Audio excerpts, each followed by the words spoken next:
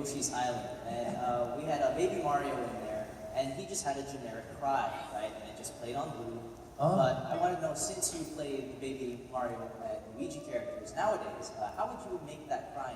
Oh, I do that cry. When they lose a Mario Kart.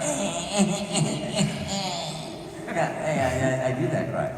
Yeah, I love Mario Kart Double Dash. Anybody play that? I just love that, you know. And I said, Bowser Jr. has the same sort of cry. I think Bowser Jr. heard the cry from Mario, baby Mario, baby Luigi, and decided that's how he was going to cry too. Thank you so much. Thank you.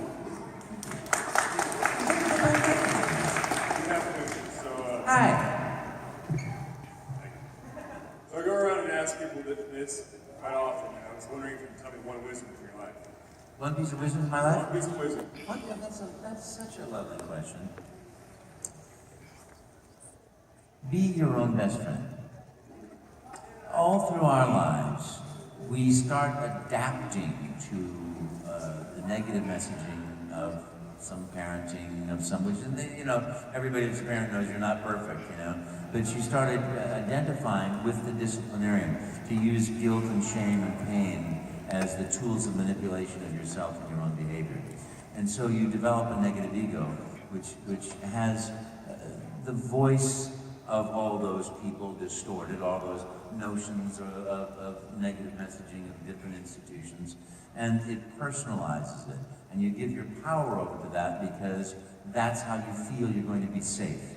And I think it's so important to shut that voice up, to get that voice out of your life. It'll always be there because we all have ego, but to shut down the negativity of it. And the best way to do that is when it rears its ugly head to tell it to shut the heck up, you know. But then too, the way to develop a positive ego is to become your own best friend. You know, the one person that I love very dearly said, you know, if anybody talked to you the way you talk to yourself, you'd tell them to stop. And you'd tell them that's it, if they kept doing it. And then you'd get rid of them. You know, and yet we tolerate that negativity and that horrible self-deprecation and guilt and shame on ourselves, you know. So I say, become your own best friend. Treat yourself the way you love to treat other people, but refuse to do it to yourself. And it's an exercise that's a whole lifetime long. But in that process, you get to explore yourself. You get to explore your motivations and why you do things, you know. And on the highest level,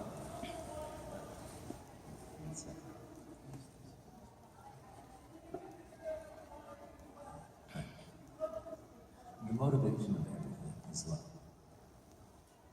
But people in pain don't know how to touch it. And so you have to get yourself out of pain, out of the harshness of yourself, into a kind and gentle, graceful soul. And it's imminently so doable. But I think that as I reflect on the pain in the world today, the source is self-hatred.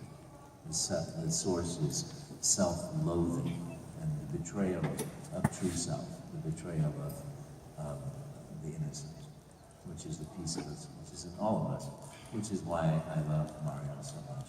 It's the choice of innocence.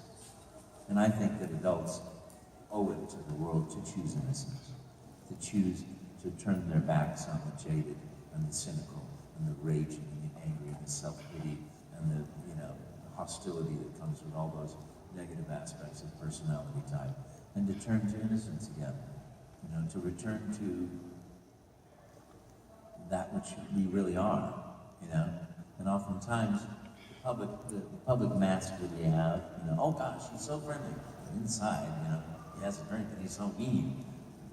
The truth is, the mask has a reflection of our true self, but we have put so much in between there.